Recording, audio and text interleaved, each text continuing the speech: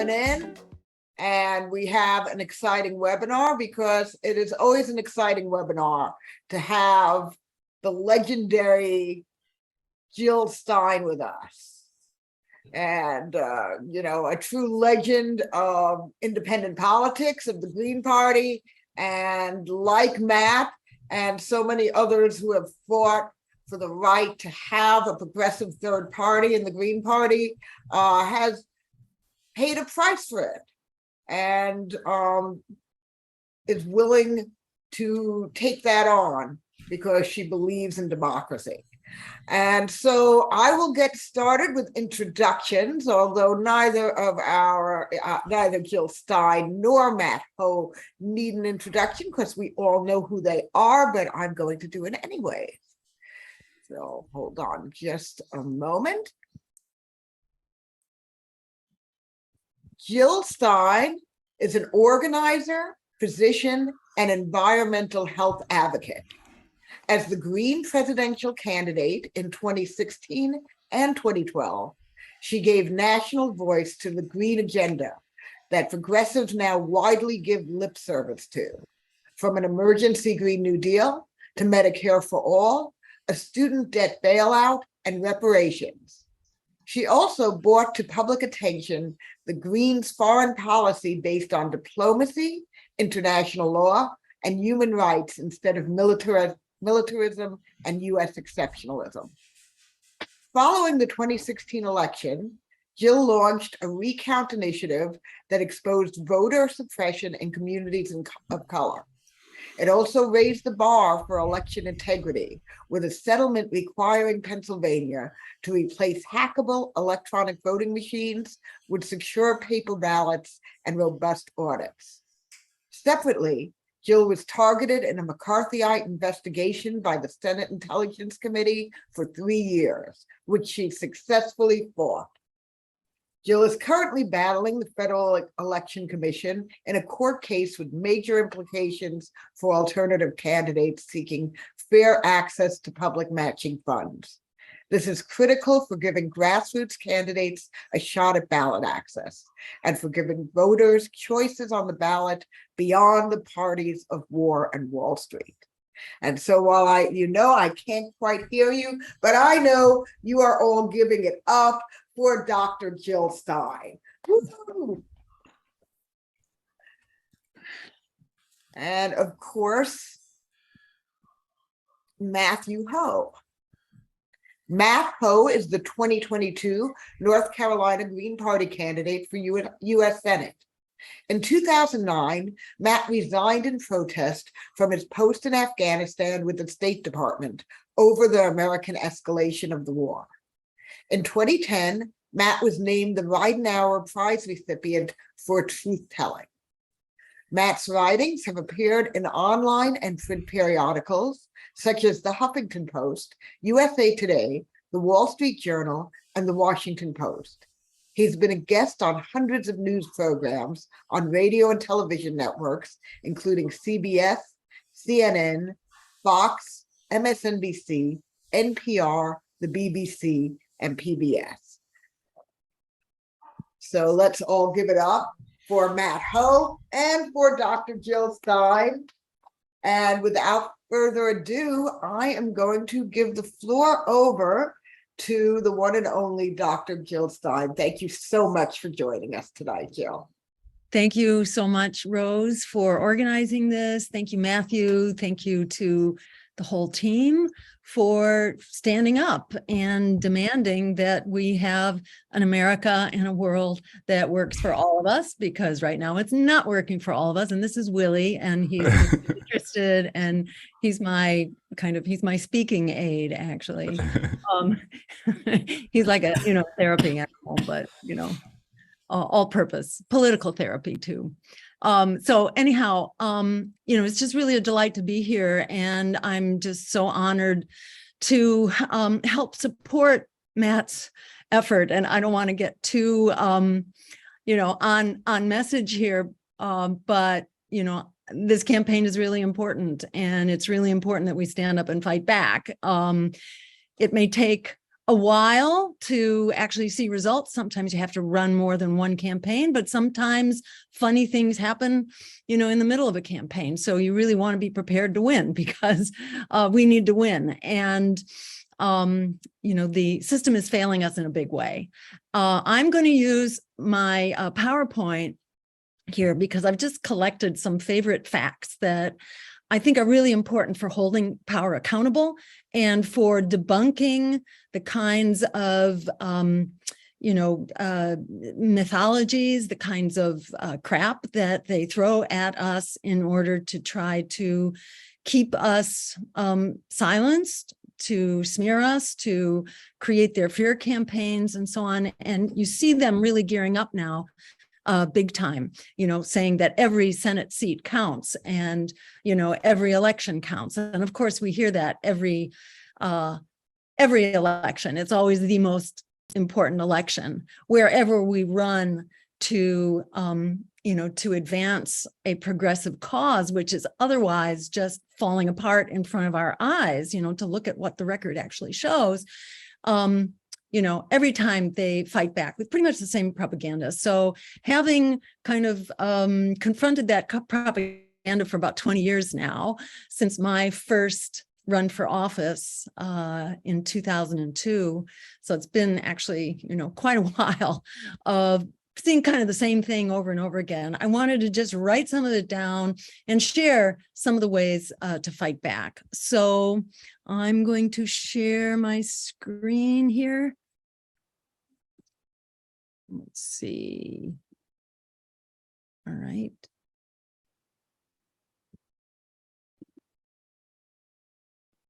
Is that, are you seeing my slides there? Okay, great. So, the topic here is basically, this is where we are. These converging existential crises, crushing inequality, climate collapse, endless war, and also a crisis of democracy. Any one of them, but especially all together, is why we need independent politics. And by independent, I mean independent of war and Wall Street machines, independent of corporate power, independent of bankers and billionaires, and the system that they basically buy out. The best democracy money can buy. That's what we've got. And the more money gets concentrated into a few hands, the more they've bought the system out. So we got lots of crises. We're not even going to talk about them. Too many. But, people are really feeling like no matter what direction you look, things are getting pretty desperate right now. So sort of the major areas: inequality, climate collapse, and endless war, and the master switch of democracy. You can't really fix these things while democracy itself is really held hostage. So just first, I want to share a statistic that the Congressional Budget Office put out last week. This might ring a bell, that the bottom 50% now in the US holds 2% of wealth. Think about that. Half the people in the country have to survive on 2% of the wealth of the country. Meanwhile, the top 1% has a third. And I won't take a lot of time with this chart here, but just to show, if this little, everything under this curve here is total wealth, this is what the top 1% has. That's a third of it. That goes to just like one person out of 100. One person out of 100 has a third of the loaf of bread, whereas 50 people have to survive on 2% of that loaf of bread. And it really just I found this really jaw-dropping, and it really kind of clarifies why people are really in revolt right now. And a lot of people are revolting and they kind of don't, have the time to look into exactly why and what's going on. But this goes so far to explain why it is that people are being crushed on all fronts. This is just some of the associated statistics here. We won't go through all of them, but half of Americans are in or near poverty. And it's been that way for quite a while. It's only worse. 60% are living paycheck to paycheck right now. 70,000 dying from lack of health insurance in a year, 10 million people at risk for evictions right now. And it's far worse for people of color. In the greater Boston area, the average family net worth for a family of color is $8. That's because there's huge debt on top of everything else. $8. The average net worth for a Caucasian family is $250,000. So this is like the economic disparity they don't want you to hear about.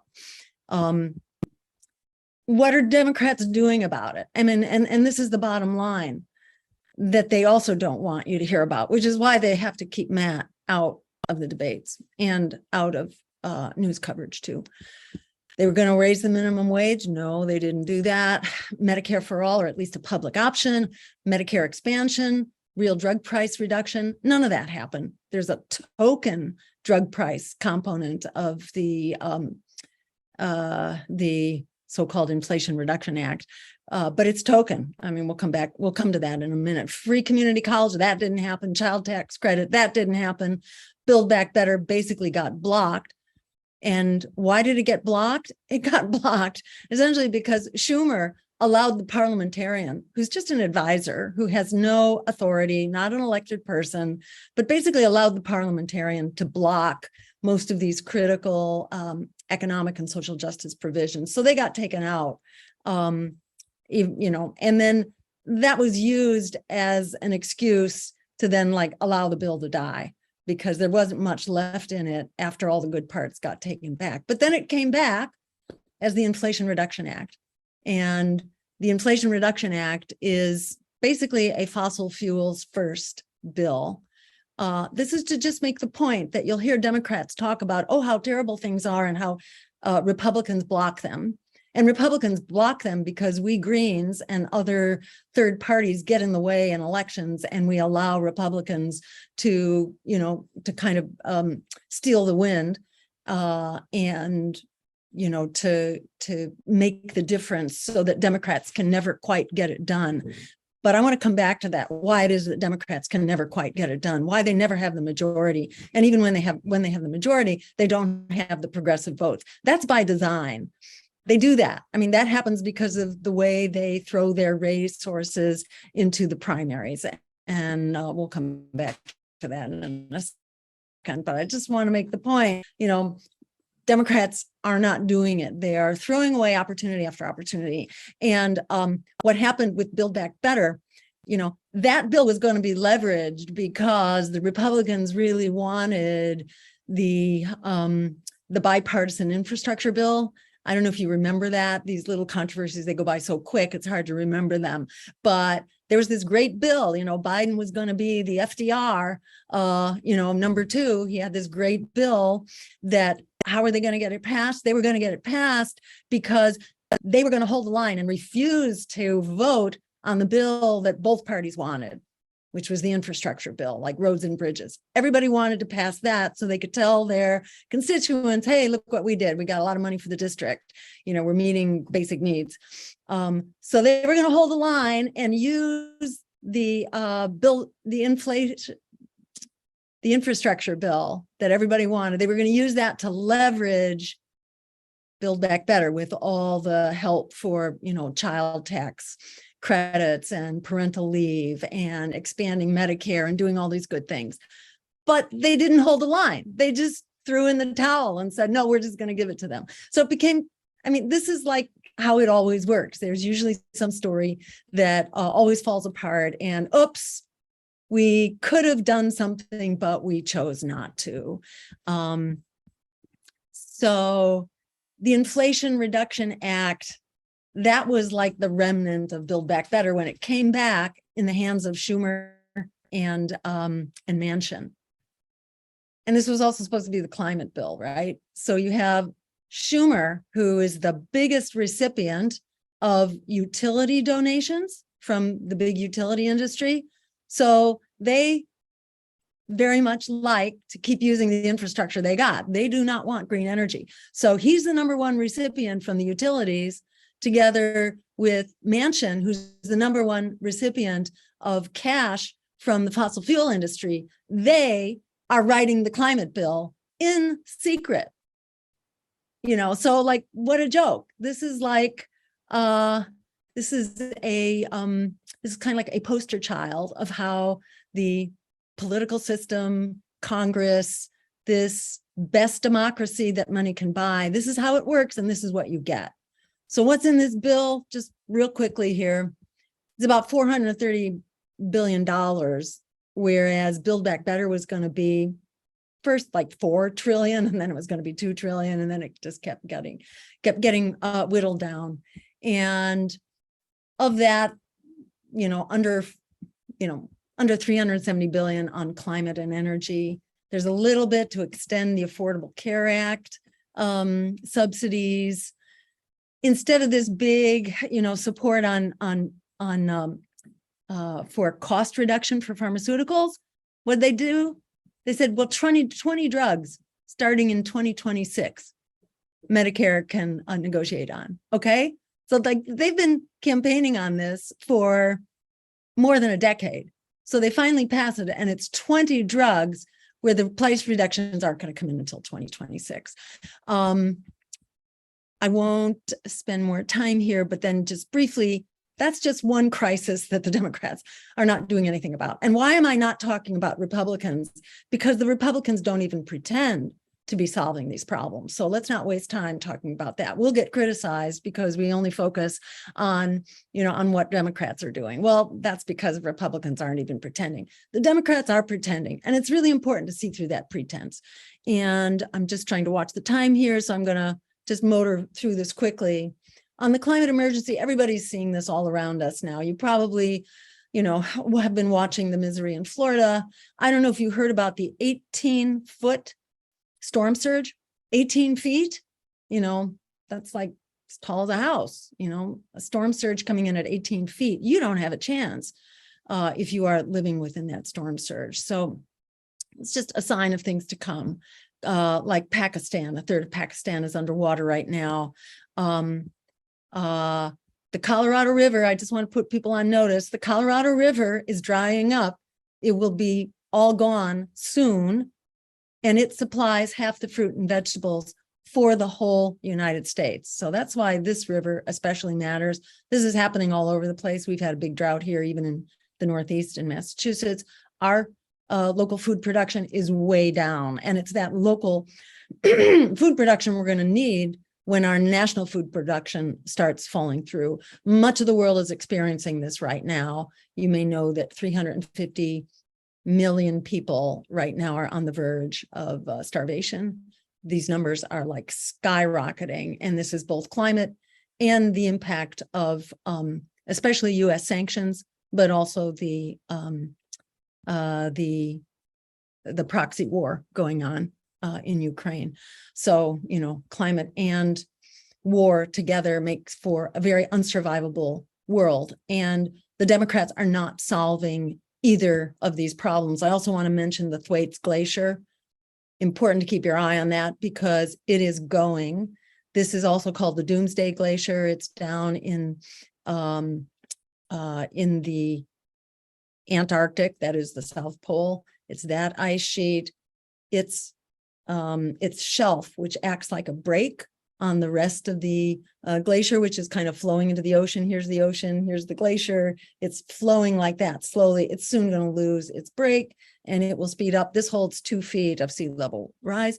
So, anybody who looks at, shall we say, anybody who's not sort of sleepwalking or on the payroll here, the fossil fuel or Wall Street payroll, knows that things are really critical and we don't have time really to do stuff about it, which is why we need to get people like Matt Hoh into Congress ASAP and not take no for an answer.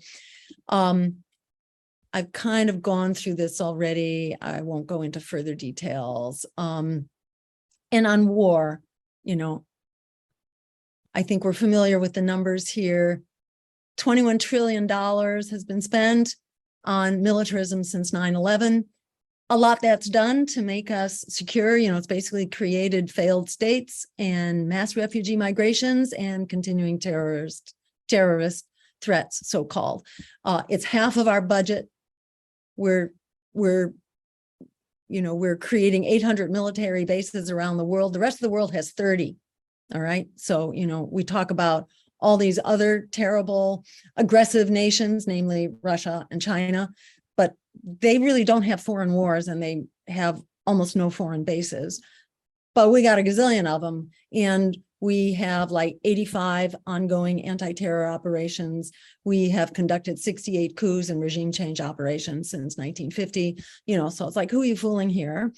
And what are the Democrats doing about that? Basically, they are leading the charge. They are leading the charge on endless war and military appropriations. We are now up to 67 billion on Ukraine. Which could have gone a long way to reestablish the child tax credit or something like that, which cut child poverty in half. We don't have it anymore. You can't find this number anywhere. You cannot find how this stuff is adding up. It's just another sign of how the powers that be do not want you to know what they're doing. This is why Julian Assange is being extradited and, tortured and essentially undergoing a slow motion crucifixion and murder because, and why our press is under assault because the empire does not want to have eyes on it right now.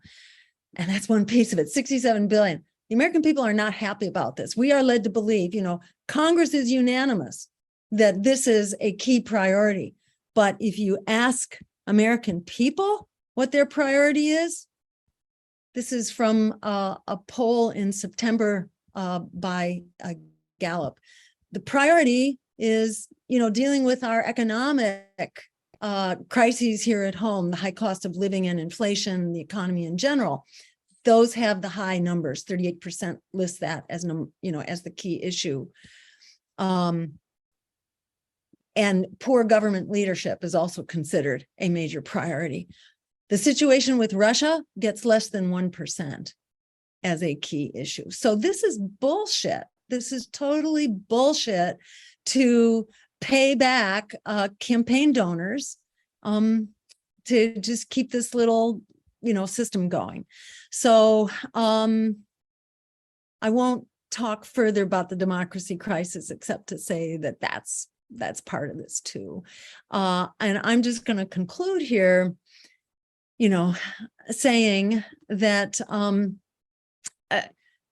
we could talk about the fear mongering and the Supreme Court and how all that's used to try to shut us down. And I guess there's just one point I want to make here quickly, which is that the spoiler myth you can debunk if you actually look at the numbers, because green people who are voting green are largely not coming out to vote if they don't have a green candidate. So we're not taking votes away from anybody. We're giving people a reason to come to the polls. And we're going to hear a lot about what the Supreme Court is doing and how I am responsible for it. And, Susan Sarandon is responsible for it. And, pretty soon, Matt, you're going to be responsible for it, for everything the Supreme Court is doing. But it's important to debunk this.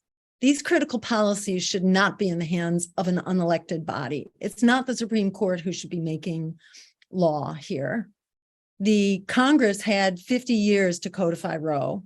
They had 50 years, and they even had a filibuster-proof majority with which to do that. They didn't do it. Obama, who had that filibuster majority, said it was going to be the first thing he did, and of course he didn't touch it. Biden also said it would be, the first thing he would do. He didn't do it.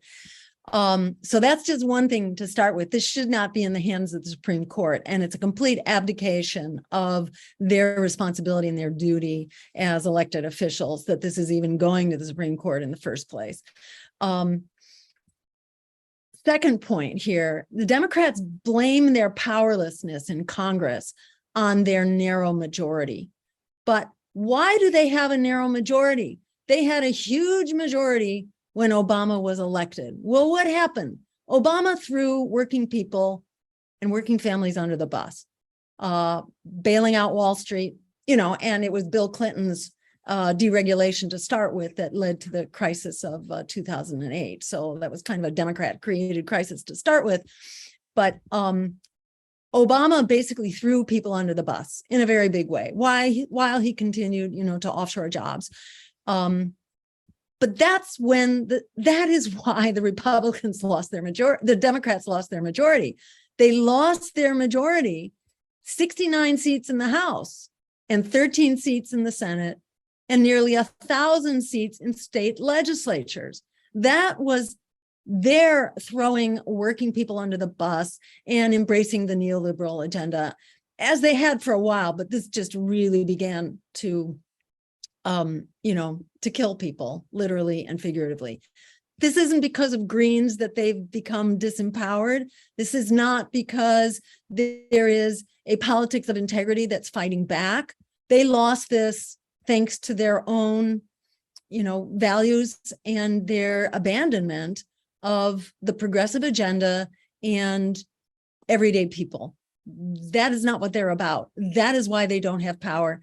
They can't use that as an excuse to silence us.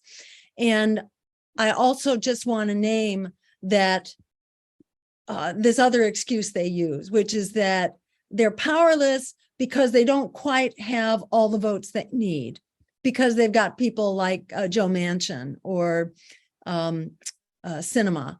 They basically are packed full of conservatives who represent the Democratic Party.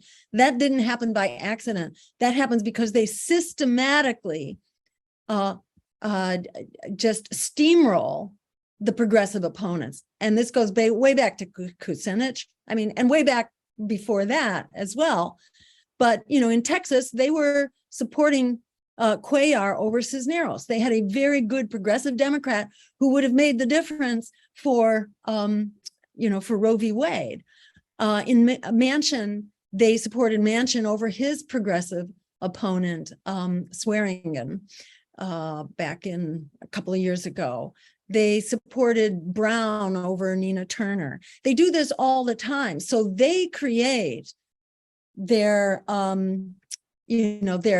I should say, they destroy their progressive majority. And they can't blame that on us, and that should not be used as a reason to silence us or to get us to back away from our votes. We should not have our votes extorted out from under us. The lesser evil campaign is basically an extortion campaign. It's a fear campaign and a smear campaign designed to extort you into voting against your own interests. But if we don't stand up for our interests, we the people, it's not going to happen. And we do have the power. The rebellion is going, it's in full swing. The new labor movement is powerful. All across the world, people are rejecting the imperial, narrative. That is being rejected all over the world. We hear a unique cut on what's going on in Ukraine. That's not happening all over the world. And there was a great discussion with Chomsky and I forget the other guy's name, but this was on Democracy Now! On Friday of last week. A really wonderful discussion where they sort of put Ukraine into perspective from a more global point of view. And it's kind of like how an ordinary human being would see this, and it's quite empowering. So the biggest way people give up power is by not knowing we have it to start with. So we need to remember that, and also Frederick Douglass's words that power concedes nothing without a demand. It never has, it never will. We are in good company with the abolitionists, who were also called spoiler for standing up against, the parties of abolition. So, just carry on. Remember what these heroes have said, and support this campaign, because this campaign for Senate is a really critical opportunity to push the envelope. We have nothing to lose and everything to gain. Thank you. Back to you, Matt. I do have one quick question for Jill. Jill, there have been a lot of people asking how they can get a hold of this PowerPoint. Is this something you'll make available? Yes. Okay. Yeah, I will put it up on our website. This is my website in my fight with the Federal Election Commission, which is part of the democracy fight. And that's just jillstein.net. And It will be probably on the media page. I will just put it up there as something people can download. And I would love to put it to work. Thank you. Thank you. Matt. Yeah, thanks, Jill. Thanks for being here. That was, I can't say it was uplifting, right? But it's the reality of what we are going through, and it's not, none of that came about because it's organic or because it's natural or because it's, the free market system and it's just the way things shook out. This is all deliberate. It's all because of policies chosen and put into place by the ruling parties. It's very that simple. One thing that we play this game, right, of like our favorite facts, and of course favorite is in quotes because these are not our favorite things. This is anathema. This is disgusting. This is heinous. But for me, it's the as all this goes on, and you touched on the war, as the climate crisis goes on, which didn't have to be. This is not certainly anything that's natural. This is the consequence of the same policies that cause the economic inequality and the same policies that drive the wars. But my favorite fact of this past year has been from the Congressional Research Service that tells us that there have been 251 military interventions, occupations, coups, invasions, whatever you want to call them, by the United States since 1991. 251 military actions by the United States since 1991. That's like one every 6 weeks, basically. And that helps explain how all this is tied together, how the policies of war and the policies of Wall Street, of course, they drive the wars, but they also drive the economic inequality. Some of the things that are going on right now, it's just absolutely startling, and it's life and death. When you're talking about half of our families living near poverty, and for Black families, it's 52% are in poverty. For Latino families, it's 59%. Half the school kids here in North Carolina, 52% of school kids here in North Carolina qualify for free school lunch. That's how we're, and so you add that into the policies of war, the policies of violence, and this is how we get to the point where we have, in North Carolina, 12 overdose deaths a day. The biggest killer of our kids in this country are guns. Third biggest killer of our kids, overdoses. How do we live in a society like this? And so this idea of rebelling against that, trying to take it back, trying to do something about it, fighting for the people we love, that's certainly what we're doing here. And it's certainly, what we're fighting for, what we're trying to put into place, what we're trying to build out is some type of opposition, right, that continue to build upon what's been done before and grow that opposition so that we can, reclaim, and then reimagine it and rebuild it, as we like to say. But that collection is just of what you have there is absolutely stunning in its breadth, right? When you look at that, so when you put all that together, what are your thoughts about why are you putting this together? What do you want people to get out of it? I think you've already touched on that, but that's got to be kind of an emotional process. I know it is because I do stuff like that myself, right? And it is emotional to get to sink into the weight of all that. And so what's the objective, the goal of doing all that? Empowerment, because you can't hold power accountable unless you know what it's doing. And I always get really infuriated when I discover stuff that's not, which is kept purposely hidden, like the tally on how much has been spent with, practically unanimous support from Congress. It's been unanimous among Democrats. Yeah. Maybe one or two exceptions here and there, but for the most part, it's unanimous. And, I heard today they just gave more on top of it. And I found it, where was it? I think it was Aaron Mate, I think, who had tweeted something. And then I looked for a reference, and the only place I could find it was in this military journal, Force One, I think it's called. It's referenced in that PowerPoint. It's referenced, but it's really hard to find this. Even when you're Googling on the actual number, you won't find it there because they don't want to know. So, that's why I that's why I collect this stuff. And I've gotten really into PowerPoints again after many years of not doing them, because they sort of stand between you and the listener. And in a way, I don't like that. I'd rather it be a more human and not technical conversation. But I also, I've just come to see that without the facts at hand, we're just going to be manipulated and fear campaigned, and people are going to be extorted into voting based on, propaganda, which is all over the place. And so that's why it's there, so that we can just, so we can fight back. And we didn't have time, I didn't have time to go into that part of it, but that's part of the story too, that that there is a rebellion going on now.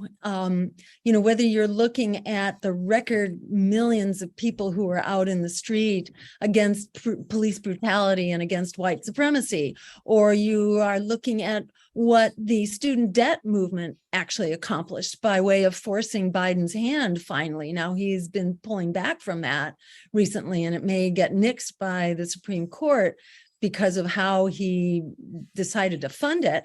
But, still, that was a huge achievement for the student debt movement. Or, Fridays for Future, young people are really coming out by the droves. And one thing I have found really exciting around here in Boston is Extinction Rebellion. Yeah. And just seeing that so many people now are connecting the dots and getting that you can't just do the Bill McKibben thing, and go, kind of lobby your congressman and write letters and maybe have a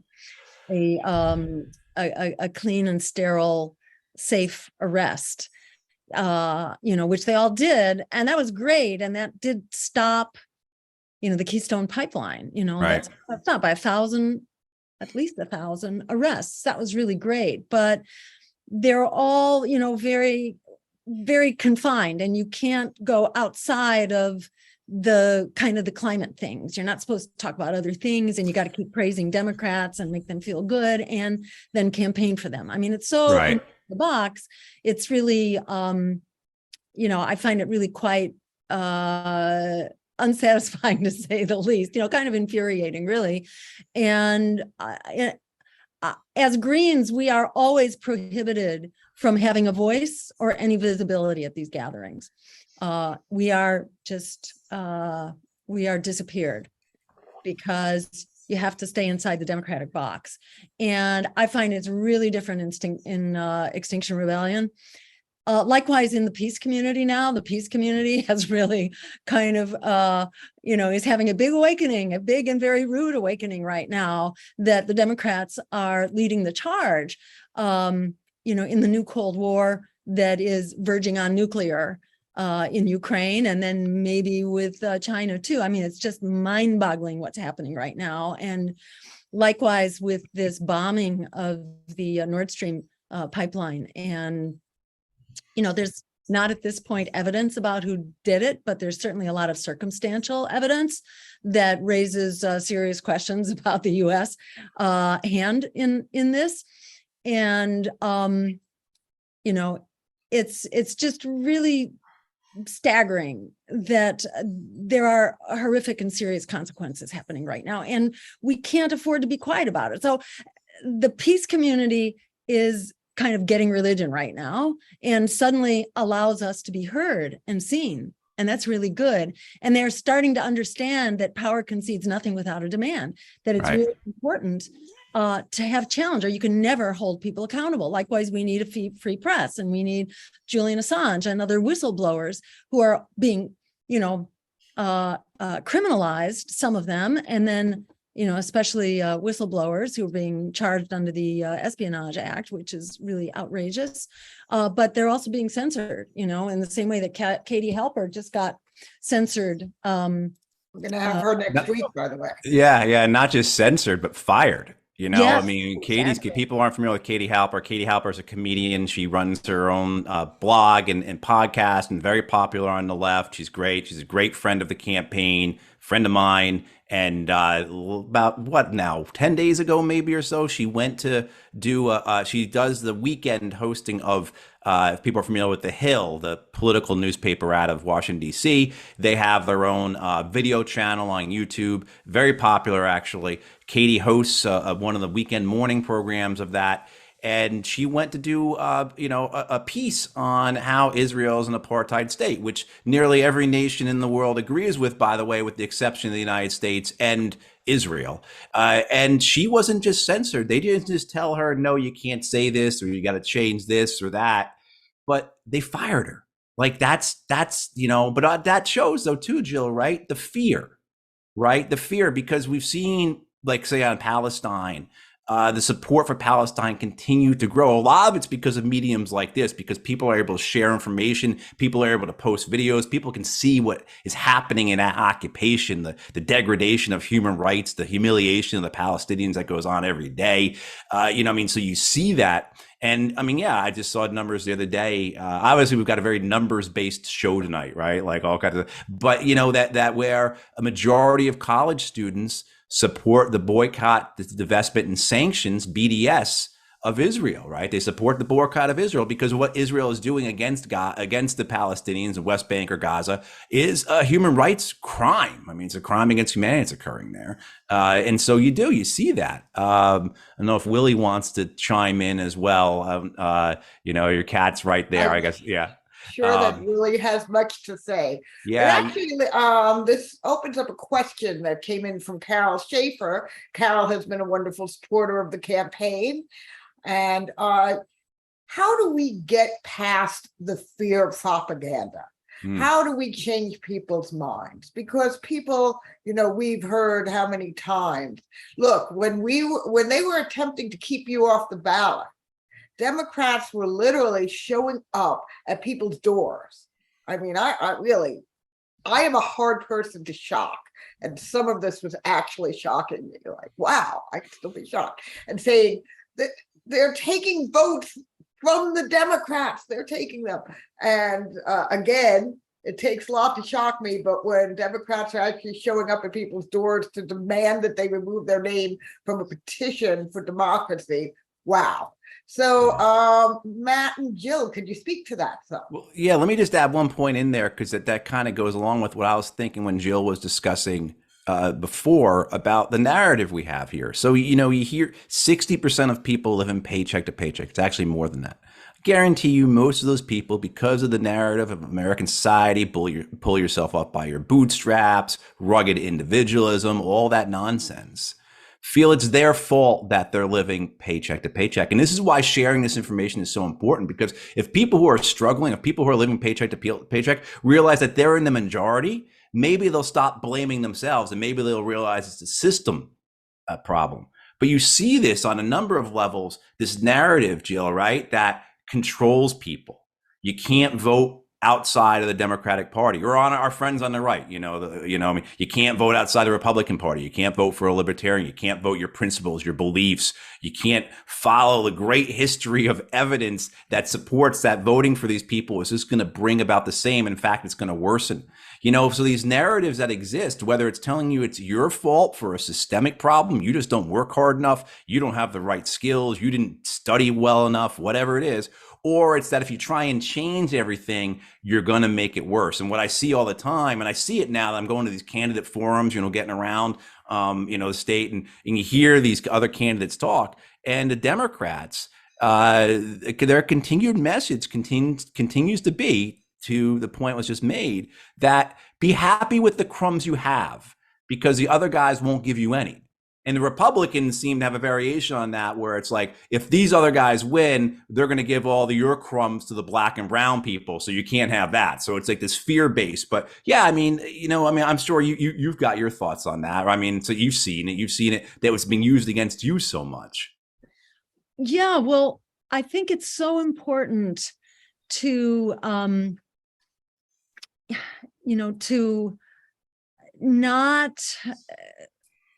to recognize propaganda for what it is. And, there are another couple slides that I didn't have time to show that show actually what the numbers are out there, because the media is, it is a tool of political repression. And, what's the term that Chomsky uses? It's just, it's manufactured consent. Right. And Right. it's very busy doing that. It should not be mistaken for reality.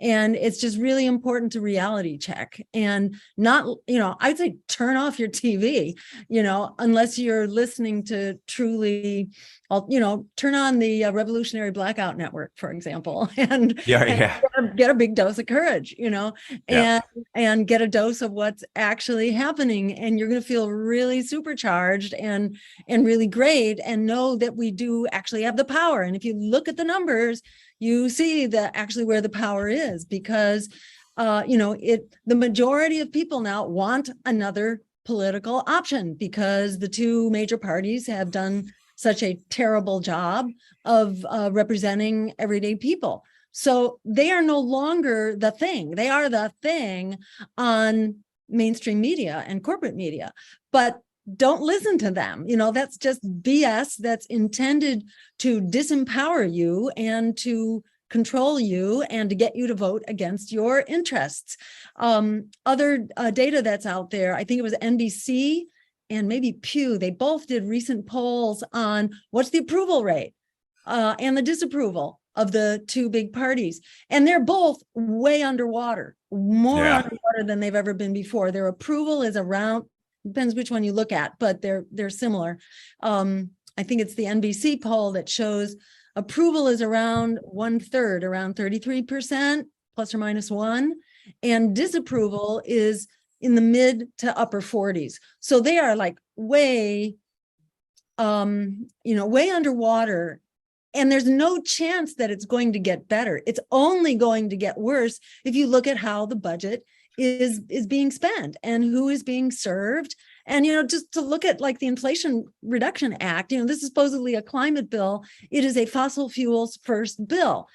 And, it does a horrific job of dealing with the climate and, mostly just promotes fossil fuels. It requires big fossil fuel expenditures before any public projects can be done on renewables. I mean, so it's an absolute assault on the climate.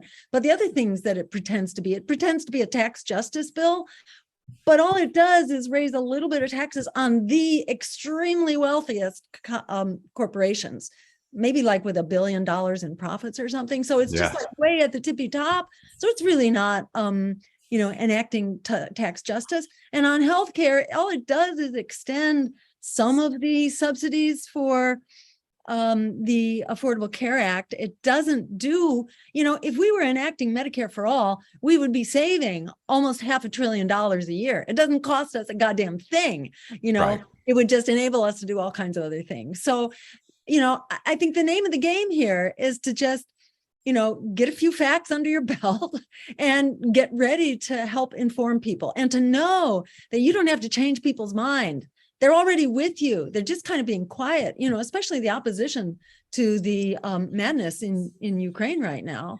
And the, it's man on both sides. This is not to exonerate Russia, but it's to understand what is driving this on both sides, and really how the expansion of NATO has sort of forced Russia into a corner where it had very little choice, considering that it's been invaded, 3 times in the last century. Well, it depends upon how far back you go, right? You can go back to Napoleon. I mean, so, you see that though, and you brought up a great point. And I'm going to play a video in a second. But the, this idea that what we are up against, they're unified. The banks support the corporate media. The corporate media supports the fossil fuel industry. The fossil fuel industry supports the military industrial complex, and on and on and on. You look at, say, big ag, pharma, for-profit healthcare, all those, they're all linked together. They all support one another. They're all allied.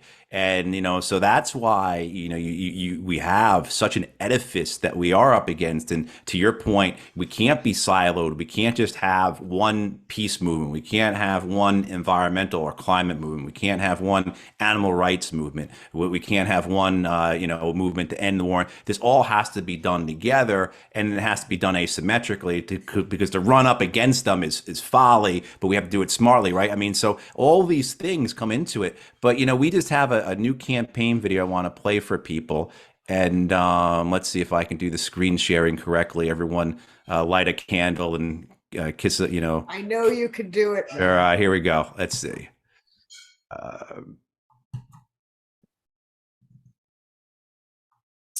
Okay.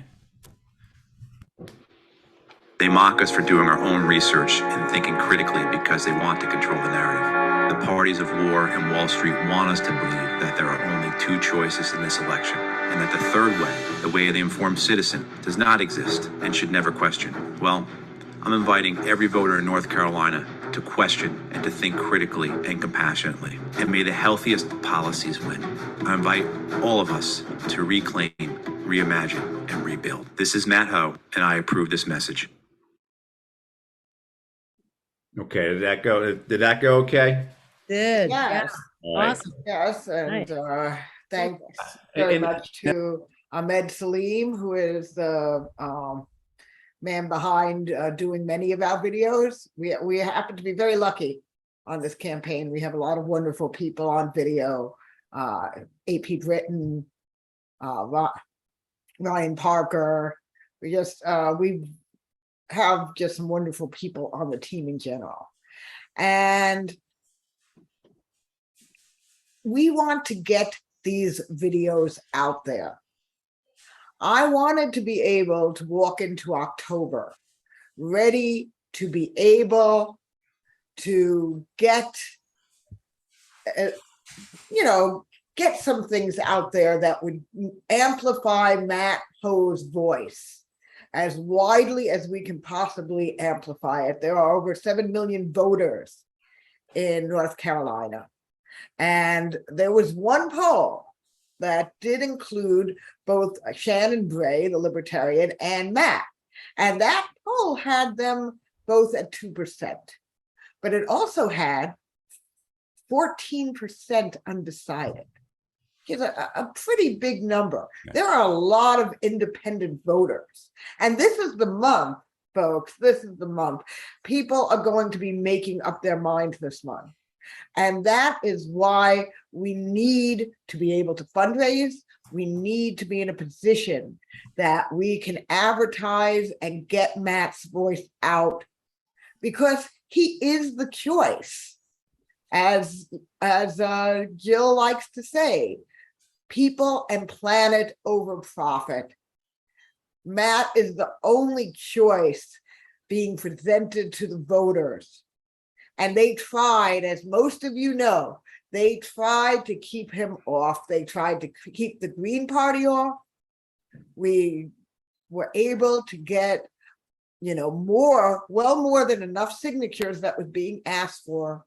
And they tied us up in court cases. As I said, they called people, they texted people, and then finally just started showing up at people's homes. No, you can't, you got to unsign this. Democrats, they're taking your vote. And I've said since then that, you know what, we fought Goliath, and the David campaign with a slingshot managed to win that.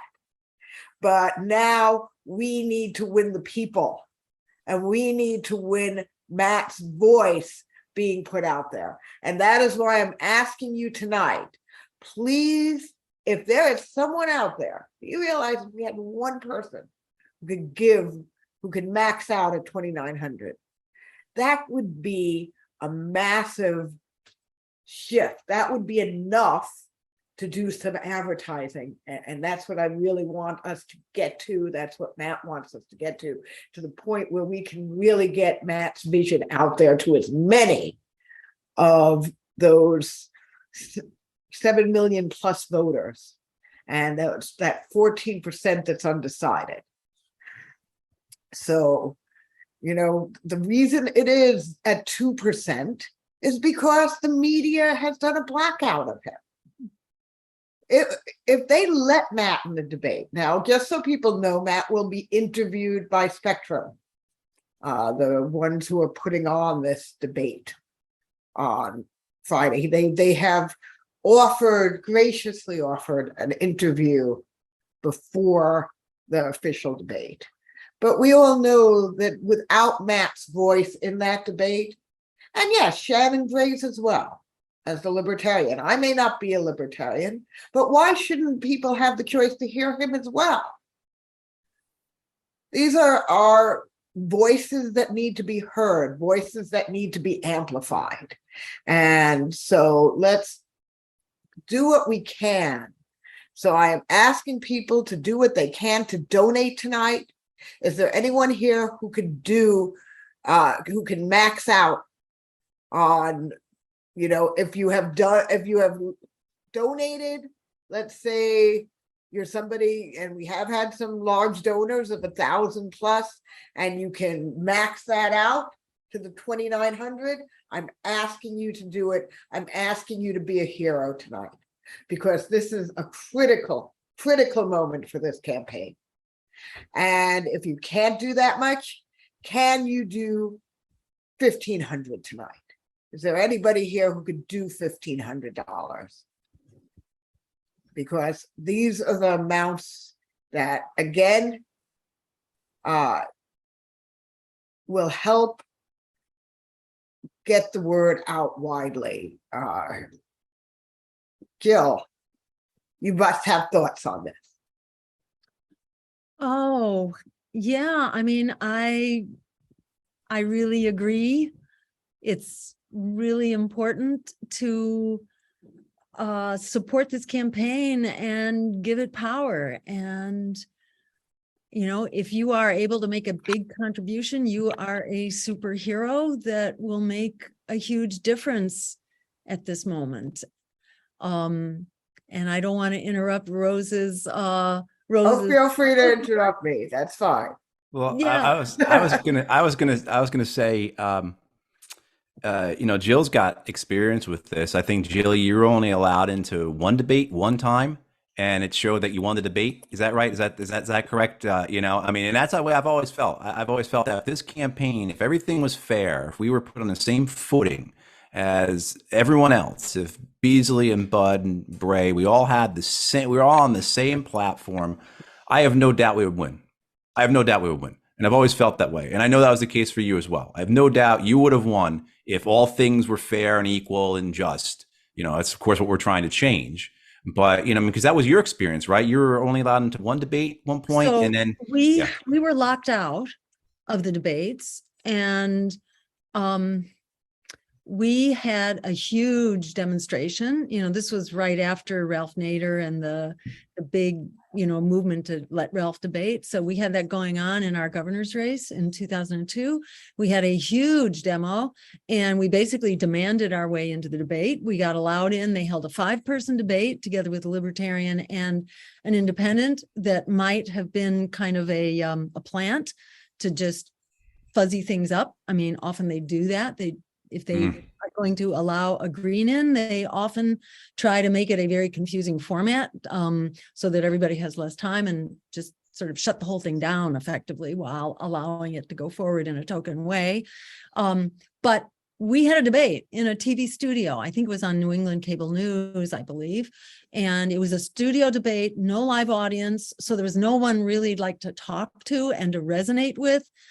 And I went through our usual green agenda for, at the time we called it single payer. It wasn't Medicare for all, but it was about healthcare and free public higher education. And at the time, bilingual education was a big issue as well. And the green economy and climate. It was kind of like our current agenda. And inside the studio, it went over like a lead balloon, because there was nobody really there were no human beings there. They were just like candidate automatons, robots.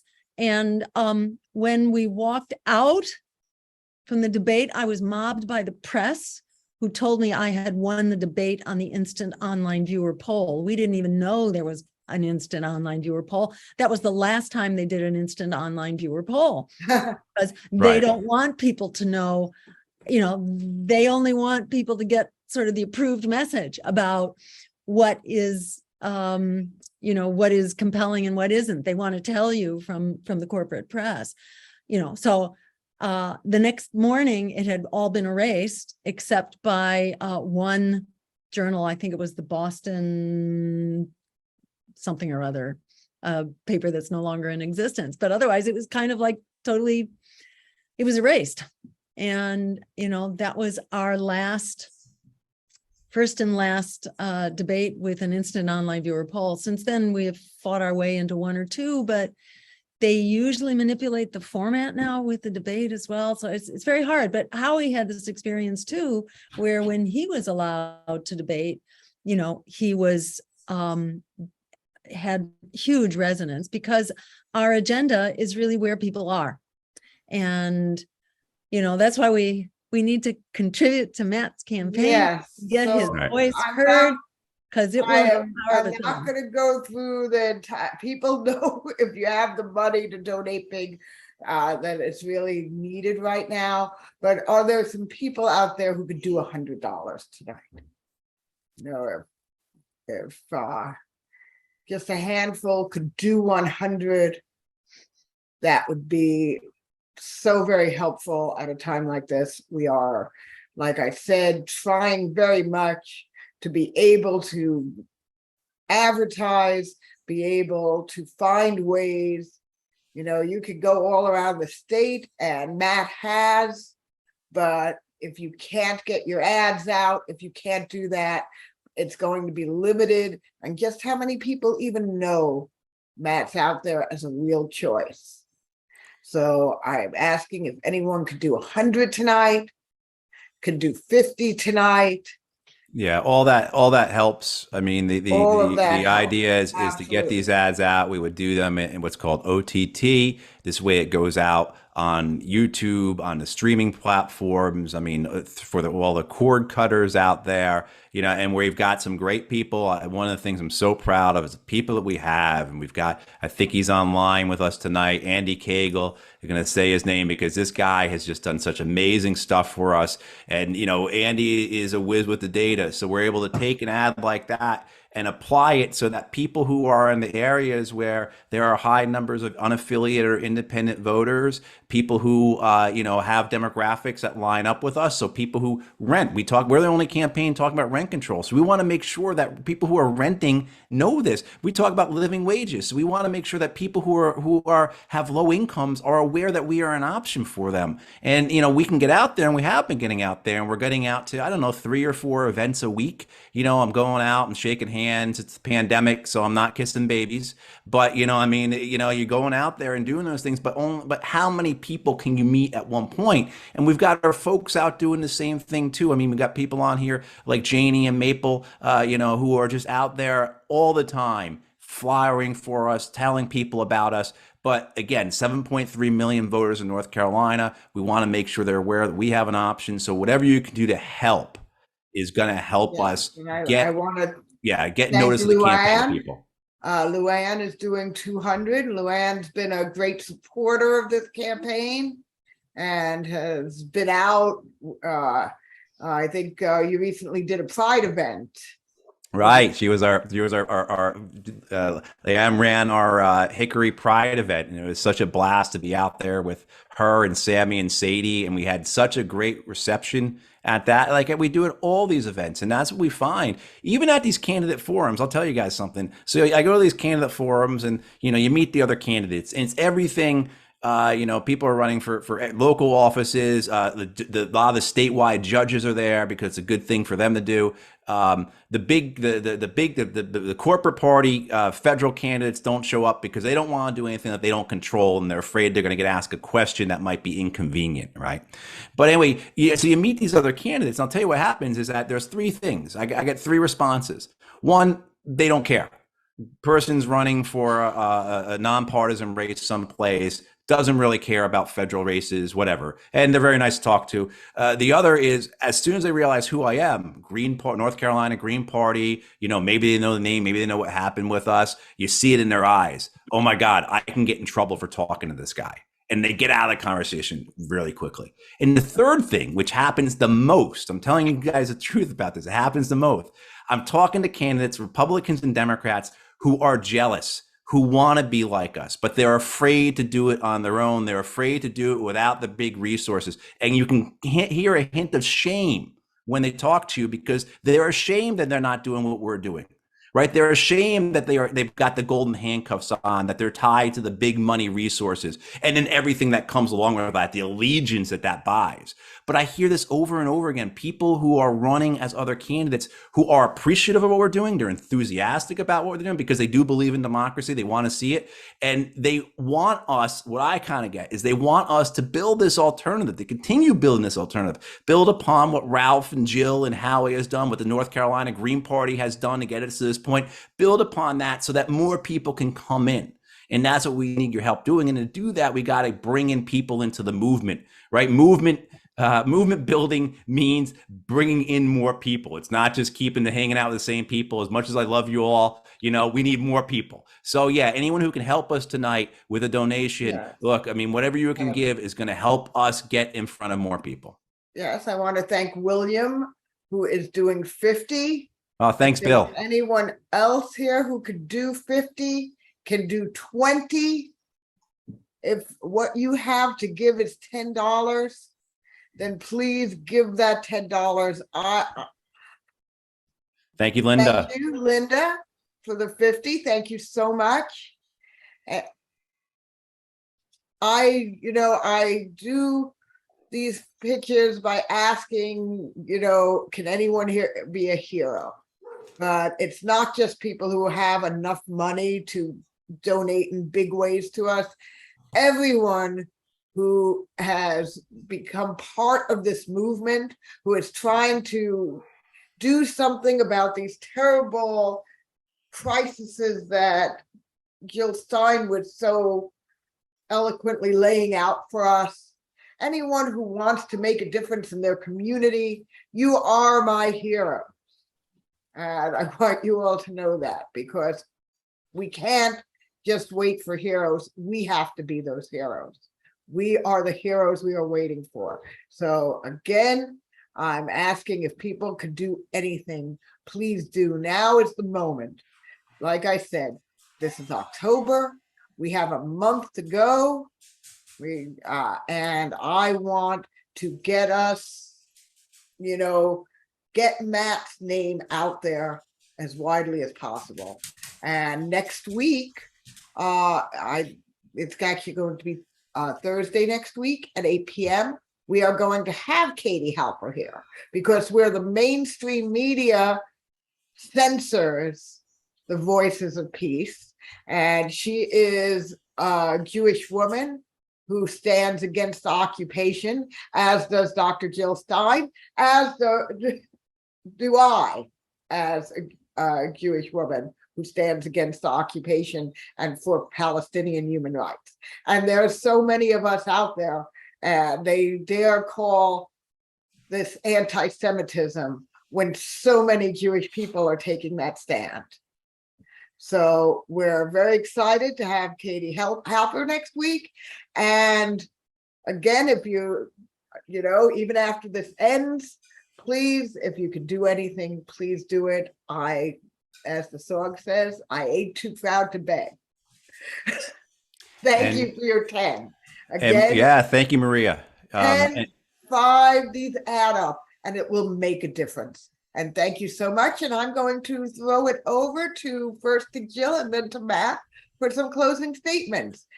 75 from Manuel. Thank you. Thank you, Manny. Given 1,000 so far. Thank you so much. Thank you. Oh, that's great. That's wonderful. Jill, take it away. Okay. Yeah. Well, I won't take up a lot of time. I feel like I've certainly said my piece, and, I'm just really excited to support this campaign. And I think you have come so far, in fighting back against the just classic repression and McCarthyism and the lies and the fraud that was committed by the DNC and Mark Elias. Right. Just mentioned that Mark Elias, he's like the lawyer for, I don't know if he's still for the DNC, but he's like a major Democratic Party attorney. He's the same guy who coordinated 20 lawsuits against Ralph Nader when he was running for president in 2004. And this was like not reported. It amounted to campaign contributions from the legal firms that, there were a whole lot of law firms that were basically giving their time to conduct these lawsuits and to drag him into court and basically to sort of harass him out of his campaign and also exhaust his resources. And this is not okay. And it's so wonderful. And what a huge achievement for your campaign. And a big shout out to Oliver Hall and the Center for Competitive Democracy, who led that fight. They are also our legal resource for fighting the Federal Election Commission. And, this is just so, this is a sign of strength. And I feel like every time we are putting out a candidate like Matt Hoh, and I have to say, Matt has so much credibility for being, for having put his life on the line, gone through 3 active tours of duty. Do I have that right? Twice in Afghanistan and once in Iraq. Do I have that right? Or twice in Iraq and once in Afghanistan. All right. Oh, sorry about that. Although the Afghanistan one was really a half of one because I quit halfway through. Well, there you go. I mean, and then that you had the courage to quit and to write a letter and to say why you were quitting, even though you had the makings of a career and, a cushy life, and you were getting out of the line of fire, and you threw it all away because you are a person of integrity and of your convictions. I mean, to me, that's like double courage, that you were ready to give your life for your country.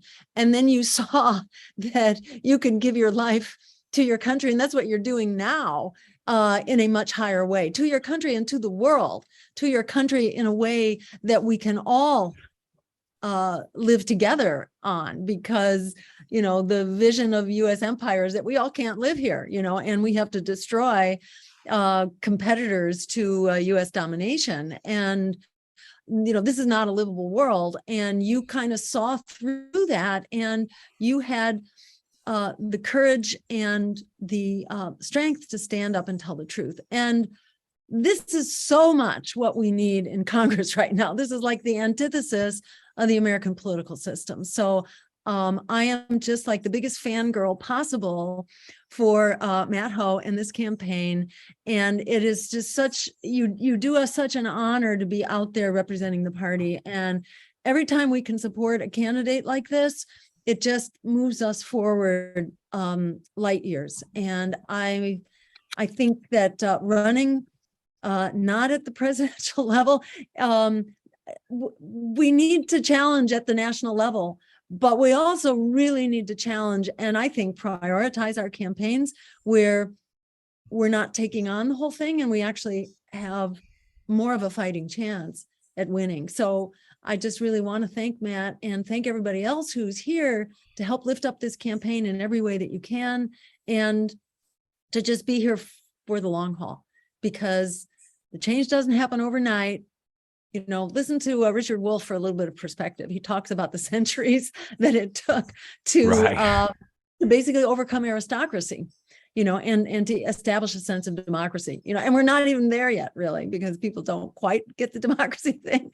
But, it's like that revolution takes a while, and, this fight will go on, and it's really important for us to define what the victory is. And the victory here is standing up as a David against Goliath, which is what Matt and you are all doing in this campaign. We are doing together, and advancing the cause, getting stronger, and developing our infrastructure and our organization for the long haul. That really is the win. And on that basis, we have won. And then also just to look at like public opinion, we may be losing the battles, but we're winning the war. Right. Because the political establishment no longer has the consent of the governed, and according to the Declaration of Independence, all just power derives from consent of the governed, and the governed no longer consent. There's like 25% confidence and approval of government. Supreme Court has like about 25% right now. Faith in government is actually running around 21% for the younger generation. So remember that. They may protest otherwise, but don't listen to what they say. It's really important for us to not be victims of that propaganda, and to know that we are growing stronger, and that we are going to continue growing stronger, because they don't get it. They're not going to be able to alleviate what's driving rebellion. We are in a period of rebellion, no pressure, but it won't happen without us. We need to be the political vehicle for people to bring that rebellion into the voting booth. That's what we're doing together. Thank you so much, Matt Hoh. Thank you, everybody, for being here to make that happen. Back to you. Thank you so much, Jill. Yeah, and thank you so much, Jill. It's such a pleasure to be here with you, to be walking alongside of you, to follow you in all this. It's such an honor, and of course, everybody who's working on this campaign, and everyone who's supporting the campaign, everyone who's taking part in this tonight. Yeah, like I'm so proud of so much of where we've gotten to, and I know I'm going to be proud of where we go with this. Everyone who's been here before has heard me that it's not November 8th. It's just a chapter in the book. It's not the end date. And if we were to do that, that would be the biggest failure of all. If we on November 9th, we just packed it up and said, okay, no more of this, then that would be the biggest failure of all. What we are up against, I go back to John Steinbeck all the time in The Grapes of Wrath, when he talks about the banks and how the banks are an organism, and they have to grow, and they need to continue to swallow, right? They need to continue to take. That's what we're up against here in terms of what we're against Wall Street, what we're against the war state, what we're up against the for-profit healthcare industry. All these things need to continue to grow. The fossil fuels, one of the things that people need to understand about what we're up against the fossil fuel industry, against all these people, the bankers, everyone, is that they will not stop until they have taken everything. They will kill us all, which is what they are doing. They will kill us all, and that's not hyperbole, until they have gotten everything. In their religion, a stranded asset, which is to them one drop of oil that hasn't been exploited, one piece of one molecule of gas that hasn't been monetized. They will kill us all for that, because to them, a stranded asset is the worst form of blasphemy. We have to understand that this is what we're up against, these desires for war and greed and the megalomania, and we can only fight them and defeat them and take over. This is what we need to do in order to save ourselves. And so doing this together is the only way, y'all. That's it. That's it. The only way to do it. So I appreciate everyone being here. Appreciate everything everyone's done. We've got a little less than 5 weeks. We've got 34 days until the election. Let's continue to do what we're doing and then build on that. And we will win. I am confident that we will win, because there is no alternative. So thank you all. Jill, thank you so much. And Rose, AP, Dave, Ryan, Janie, everyone who's put this together. Thank you. And everyone have a good night. And let's wake up tomorrow and keep fighting these next 33, 34 days. And then we build on after that, and we just keep fighting. There is no alternative. There is no alternative. Thank you so much, Jill. Thank you so much, Matt. And we shall be back next week. All right. Good night, y'all. Good night. Good night.